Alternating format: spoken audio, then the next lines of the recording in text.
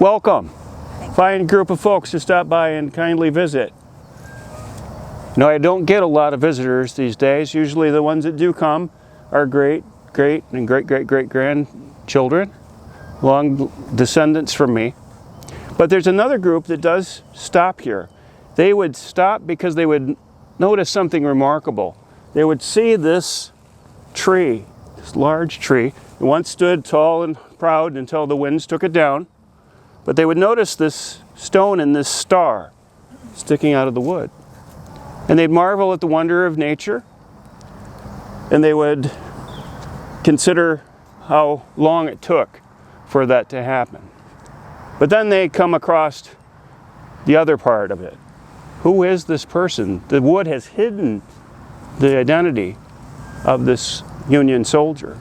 And I'm here to tell you today that this Union soldier is me, Joseph Brown, 3rd Michigan Infantry, Corporal. Now my story does not begin and end with the war. It begins in Coleraine, Massachusetts in 1825. In 1850, I came here at the age of 25 and settled 2 miles east of here in a large tract of wild land, now known as Peck's Corner. I took a bride 2 years on, Sarah Lawton, fine pioneer family. Her kin are all over there in the corner. First grave dug in the cemetery was a Lawton. And we set about building our homestead, starting our family. The 50s were kind to us. We had 4 children, a girl, our first, and 3 fine boys.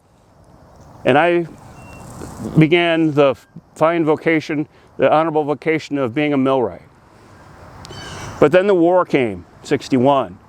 I joined the 3rd Michigan Infantry. They made me a corporal.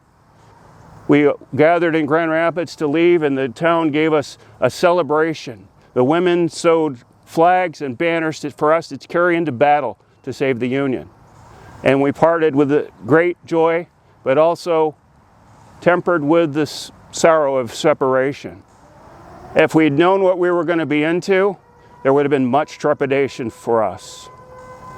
We were there at the first battle, Bull Run, 3rd Michigan and I, and then we would fight for the next year, battle after battle, until that second battle of Bull Run on the second day, where I would take a bullet through my left thigh. When I came to my senses, the battle had moved on and there was no battle, and there was also no aid. And as the day went to night, and it looked like I was going to meet my maker. But by the grace of God, I was found alive on the 3rd day, removed from the battlefield and taken to Washington, where I began surgery and recovery. They removed the top 6 inches of my left thigh bone and kept my leg. I ate boiled eggs and pork to aid in my recovery. And 2 days shy of my 1-year anniversary of being shot, I was released from Fairfax Seminary Hospital and returned to Polkton. I was not the man I was when I left, but with a crutch I could get around okay. And so I became postmaster in 1867. And Sarah and I continued to grow our family. We would have 5 more children. Sadly, 2 would perish as children, but 3 others would grow to old age. The last being Edith in 79. I would be postmaster for 16 years, and I would leave that position in 1883 to go and enter business with my son Fremont. We would build this mill in Unica. In 1891-92, we advertised in the Potts and Conger Business Compendium all of Joseph Brown and Son, all of the different things our grist mill could do. We also had a sawmill and a lathe and planing mill. The 80s and 90s were very prosperous times for us. But then, on a May day in 1901, a fire broke out while we were out till noon dinner on a Saturday. And it was a fierce fire that burned with such fury it destroyed the mill, hundreds of bushels of grain, hundreds of railroad ties that were being built for that newfangled electric railroad, that interurban. And it destroyed the tracks and prevented the trains from passing through. But by the grace of God, the wind took the fire over open land, and Unica was saved. It would have destroyed my home and the homes of my children if it had taken the town. no insurance. We did not rebuild. I had to resign to the fact that I was the patriarch of a very large family. Here I am with Sarah, with all of my children and grandchildren, in 1905.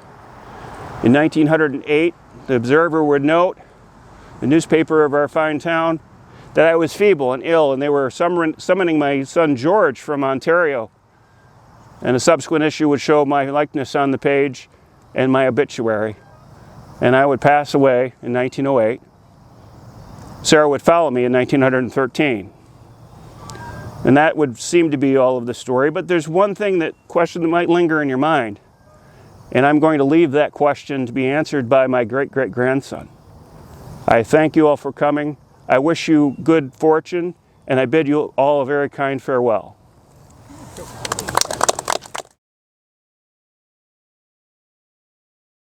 I am Joseph Brown's great-great-grandson. My great-grandmother was Edith, the youngest, born in 1879.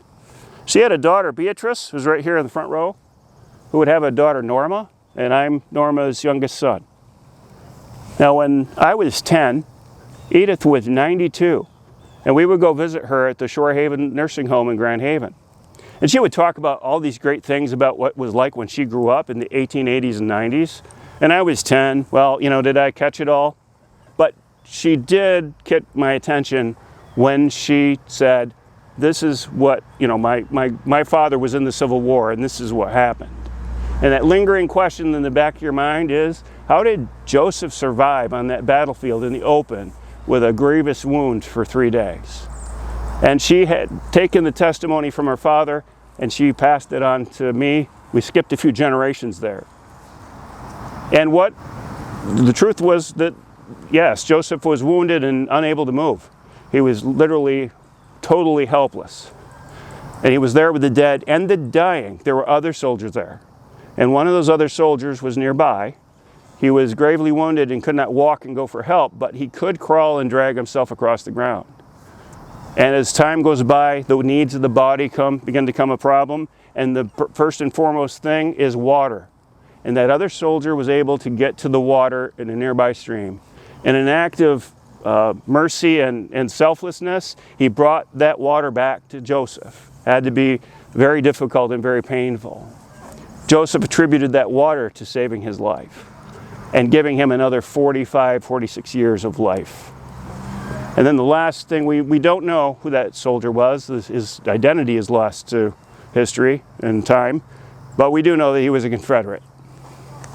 So you have the adversary of my grandfather delivering him the life-saving water. That adversary passed away before the third day, and Joseph was always grateful.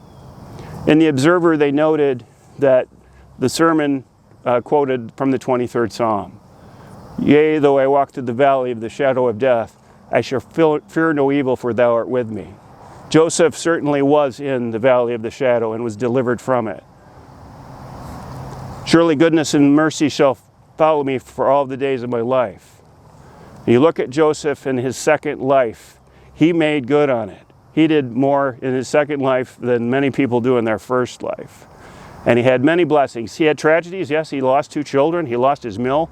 But he had such a large family, and he died at the age of 82 and was laid to rest here with a very complete life. And then a maple tree started to grow.